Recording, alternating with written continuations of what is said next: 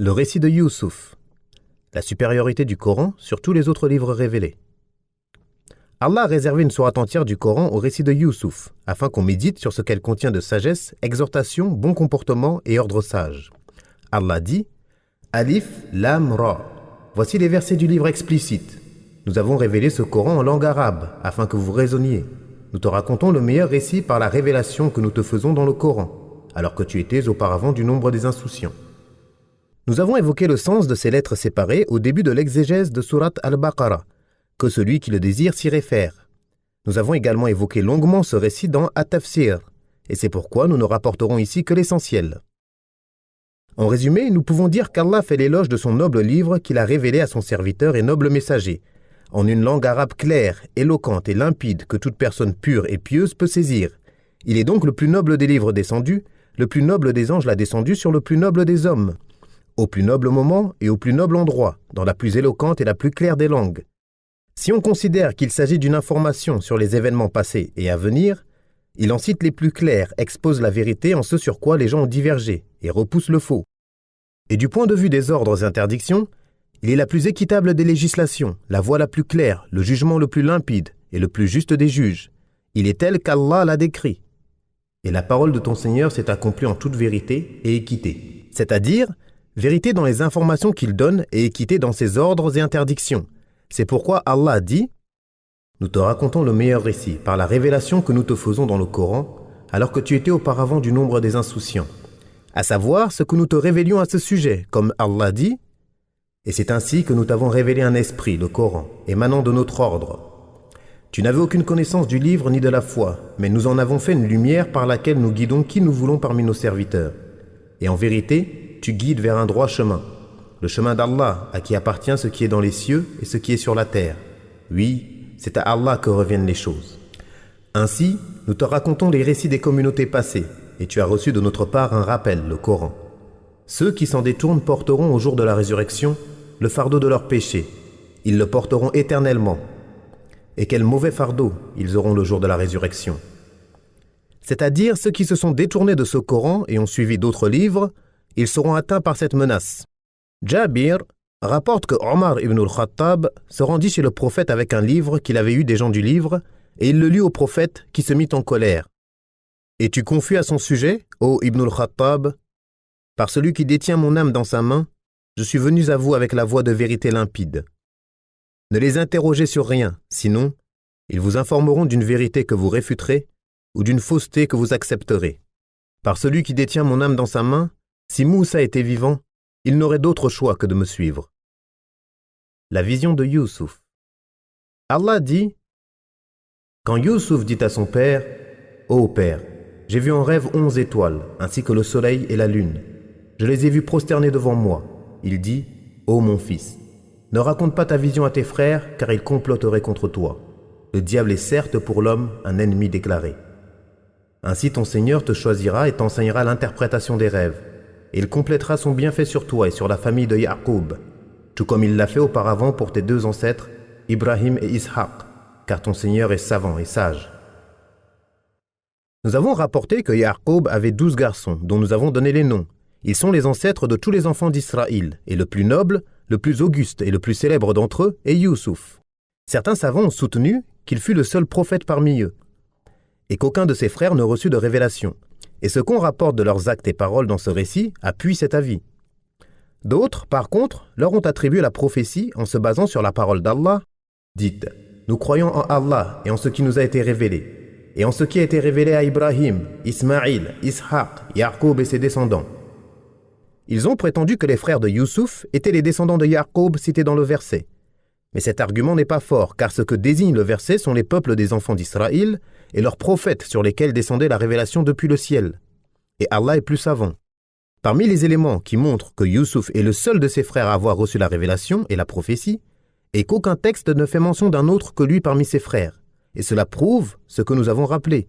Et on peut également s'appuyer pour cela sur le hadith rapporté précédemment. Le noble, fils du noble, fils du noble, fils du noble. Youssouf, Ibn Ya'qub, Ibn Ishaq, Ibn Ibrahim. Les exégètes racontent qu'alors qu'il était enfant, Youssouf vit en rêve 11 étoiles qui représentaient ses frères, et le soleil et la lune qui représentaient ses parents, tous prosternés devant lui. Cela lui fit peur, et à son réveil, il raconta son songe à son père. Celui-ci sut alors que son fils atteindrait un rang élevé et un degré éminent dans cette vie et dans l'au-delà, et que lui et ses fils lui seraient soumis. Il lui ordonna de cacher cela et de ne pas le raconter à ses frères de peur qu'ils ne le jalousent, ne lui souhaitent un malheur et qu'ils ne lui causent du tort par quelque ruse ou complot. Cela prouve ce que nous avons dit, et c'est pourquoi il est rapporté dans certains récits, rapportés du prophète. Cherchez aide dans la discrétion lorsque vous réalisez vos affaires, car toute personne à qui on accorde un bienfait est enviée. Les gens du livre disent qu'il raconta son rêve à son père ainsi qu'à ses frères, et cela est une erreur. Ainsi ton Seigneur te choisira. C'est-à-dire, de la même façon qu'il t'a fait voir ce rêve, si tu le gardes secret, ton Seigneur te choisira, en t'accordant diverses formes de grâce et de miséricorde, et t'enseignera l'interprétation des rêves.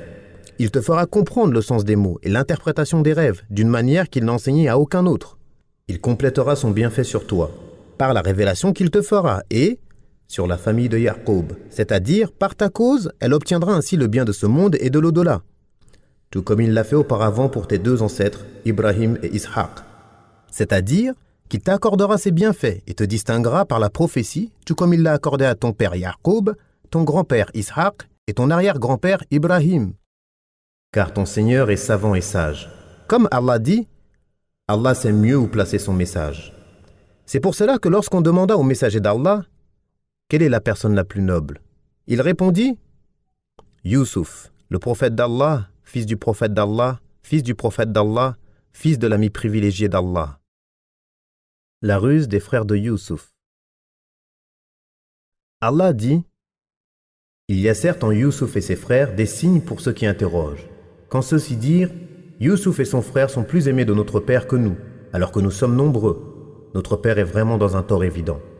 Tuez Youssouf ou exilez-le vers un autre pays, afin que l'amour de votre père vous soit exclusivement réservé, et vous serez après cela des gens de bien. L'un d'eux dit, ne tuez pas Youssouf, mais jetez-le au fond du puits, afin qu'une caravane le recueille si vous êtes décidé à agir. Allah attire l'attention des gens sur les nombreux signes, sagesses, preuves et exhortations que contient ce récit. Ensuite, il mentionna la jalousie de ses frères en raison de l'amour que lui portait son père à lui et à son frère, utérin, donc issu de la même mère, Banyamin, alors qu'eux sont un groupe nombreux et fort qui méritent plus l'amour de leur père. Notre père est vraiment dans un tort évident, en les aimant plus que nous. Ils se consultèrent pour tuer Youssouf ou l'éloigner vers un pays dont il ne reviendrait pas, afin que leur père se tourne exclusivement vers eux, c'est-à-dire qu'il leur voue tout son amour. Ils cachèrent qu'ils voulaient se repentir de cela par la suite. Ils étaient sur le point de se mettre d'accord sur cela, quand l'un d'eux dit, pour Mujahid, il s'agit de Shim'un, pour As-Suddi, c'est Yahuda, et pour Qatada et Muhammad ibn Ishaq, le fils aîné, Rubin. Ne tuez pas Youssouf, mais jetez-le au fond du puits afin qu'une caravane le recueille, si vous êtes décidé à agir.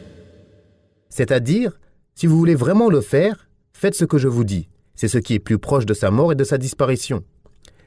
Ils s'entendirent sur cette proposition, puis allèrent voir leur père et lui dirent, ils dirent, ô père, qu'as-tu à ne pas nous confier Youssouf alors que nous sommes bien intentionnés à son égard? Envoie-le avec nous demain pour qu'il se promène et joue, et nous veillerons sur lui. Il dit, cela m'attristerait que vous l'emmeniez, et je crains que le loup ne le dévore dans un moment où vous ne feriez pas attention à lui. Ils dirent, si malgré notre nombre le loup le dévore, nous serons alors vraiment perdants. Ils demandèrent donc à leur père de les laisser emmener avec eux leur frère Youssouf en prétextant qu'ils voulaient l'emmener faire paître le troupeau avec eux et le faire jouer et se promener. Ils lui cachèrent ce qu'Allah savait. Le cheikh dit, ô mes fils, il m'est pénible de me séparer de Youssouf, ne serait-ce qu'une heure, et je crains que vous ne soyez distraits par vos occupations et que le loup ne le dévore car il serait incapable de se défendre en raison de son jeune âge et votre inattention. Ils dirent, si malgré notre nombre, le loup le dévore, nous serons alors vraiment perdants. Autrement dit, si malgré notre nombre, notre inattention conduit à ce que le loup le dévore, nous serions impuissants et perdus. Pour les gens du livre, Yaqub envoya Youssouf les rejoindre seul. Il se perdit en chemin, mais un homme lui indiqua où il se trouvait. C'est également une erreur de leur part, car Yaqub craignait de l'envoyer avec eux. Alors comment l'aurait-il envoyé seul? L'épisode du puits. Allah dit, et lorsqu'ils l'eurent emmené et furent d'accord pour le jeter dans le puits, nous lui révélâmes, tu les informeras plus tard de cela, tant qu'ils s'y attendent. Et ils vinrent à leur père le soir en pleurant, ils dirent, ô père, nous sommes allés faire une course, nous avons laissé Youssouf auprès de nos effets et le loup l'a dévoré.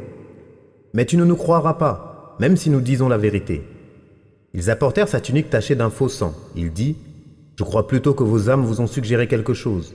Quant à moi, je patienterai d'une belle façon et je cherche secours auprès d'Allah contre ce que vous racontez. » Ils insistèrent donc auprès de leur père jusqu'à ce que ce dernier accepte de les laisser l'emmener avec eux. Dès qu'ils furent hors de vue de leur père, ils se mirent à l'insulter, à le mépriser en paroles et en actes. Ils décidèrent de le jeter au fond d'un puits, sur la pierre se trouvant au milieu et qui sert de marchepied à celui qui veut remplir le seau lorsque le puits ne contient pas beaucoup d'eau. Lorsqu'ils l'y jetèrent, Allah lui révéla « Tu seras sauvé et soulagé de la situation difficile dans laquelle tu te trouves, et tu informeras tes frères de ce qu'ils t'ont fait le jour où tu seras en position de force et qu'ils auront besoin de toi et te craindront, sans qu'ils s'y attendent. » Signifie pour Ibn Abbas « Ils ne s'attendront pas à ce que tu les en informes lorsqu'ils ne te reconnaîtront pas. » Une fois qu'ils l'eurent mis dans le puits, ils prirent sa tunique, la tachèrent de sang et revinrent en pleurant vers leur père à la tombée de la nuit. C'est pourquoi un pieux prédécesseur a dit « Ne sois pas trompé par les pleurs de celui qui prétend être victime d'injustice. Il se peut que ce soit lui l'oppresseur et qu'il pleure. » Et il rappela les pleurs des frères de Youssouf.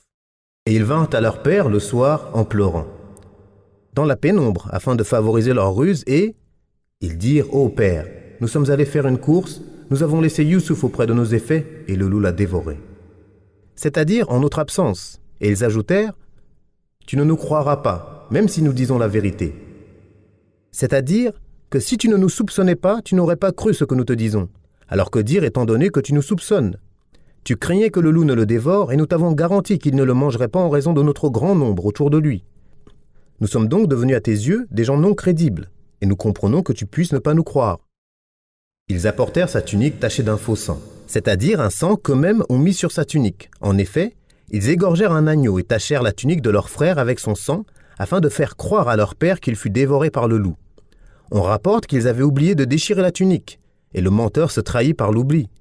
Lorsqu'apparurent sur eux les signes de la méfiance, leur acte ne secoua pas leur père, car il connaissait l'inimitié et la jalousie qu'il nourrissait à son égard pour l'amour qu'il lui portait en raison de ce qu'il percevait en lui, comme marque de révérence et de respect qui apparaissait chez lui dès l'enfance, et au fait qu'Allah voulait lui accorder la prophétie.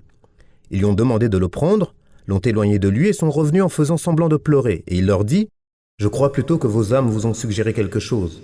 Quant à moi, je patienterai d'une belle façon, et je cherche secours auprès d'Allah contre ce que vous racontez. » Pour les gens du livre, Roubin voulait qu'ils le mettent dans le puits afin de pouvoir venir le chercher et le ramener à son père sans qu'il ne s'en aperçoive. Mais ils l'ont vendu à la caravane, et lorsqu'en fin de journée Roubin vint le chercher, il ne le trouva pas. Il cria et déchira ses vêtements. Ils saisirent un chevreau, l'égorgèrent et tachèrent de son sang la tunique de Youssouf. Lorsque Ya'qub apprit cela, il déchira ses vêtements, porta un habit noir et fut triste pour son fils très longtemps.